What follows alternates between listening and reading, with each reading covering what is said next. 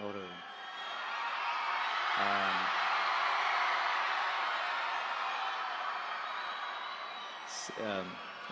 Cinema மேடைகளில் மட்டுமே பேசுகிற எனக்கு இது ஒரு பெரிய மேடை. கொஞ்சம் தயக்கமாக இருக்குது. தமிழ்நாடு முதல்வர் ஐயாவுக்கும், தெலுங்கானா முதல்வர் ஐயாவுக்கும், தமிழ்நாடு துணை முதல்வர் அவர்களுக்கும், அமைச்சர்கள் அனைவருக்கும் வணக்கம். உங்கள் எல்லாருக்கும் வணக்கம். கல்வி நம்ம எல்லாருக்கும் எவ்வளோ முக்கியம்னு சொல்லி தெரிய வேண்டியதில்லை. தமிழ்நாட்டில் எப்போதுமே கல்விக்கு முக்கியத்துவம் இருந்திருக்கு. அப்பா அம்மா எவ்வளோ கஷ்டப்பட்டாலும், சாப்பாட்டுக்கு வழி இல்லைனாலும் பிள்ளைங்களை படிக்க வைக்கணும்னு நினைப்பாங்க.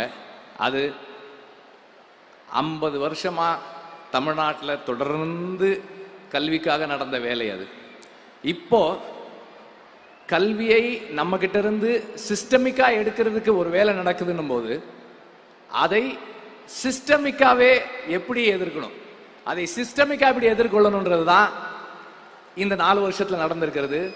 குறிப்பா இந்த மேடையில் நாம பார்த்த அந்த உயர்கல்வி இந்த வருஷம் சேர்ந்த அந்த மாணவர்களுடைய எண்ணிக்கை இருக்கு இல்லையா, அது எனக்கு ரொம்ப நெகிழ்வா இருந்தது. நாம ஒரு உண்மையிலேயே கல்வியில நாம ஒரு பெரும் பாய்ச்சலை கண்டிருக்கிறோன்னு தான் எனக்கு சொல்லணும்னு தோணுது. இது சாதாரண விஷயம் இல்லை. ஏன்னா நாம் அங்கே போயிடக்கூடாதுன்றதுக்கு அவ்வளோ வேலைகள் நடக்குது. ஆனாலும் நம்ம அங்கே போவோம், எப்படி போக வைக்கணும்னு எங்களுக்கு தெரியும்னு செய்கிற ஒரு செயல் ரொம்ப ரொம்ப ரொம்ப நன்றிக்குரியது. நாம் ரொம்ப அந்த அந்த மாணவர்கள் போல நாம் எல்லாருமே ரொம்ப நன்றியோடு இருக்கணும். அண்ட் எல்லாரும் சொன்னது போல காலை உணவு ரொம்ப முக்கியம். பள்ளியில் அது கிடைக்குதுன்னு போது அதுக்காகவே பள்ளிக்கு வர்றவங்க இருக்காங்க. பள்ளியோட நின்றுடாம பல பேர் பள்ளியோட நிறுத்திடுறாங்க.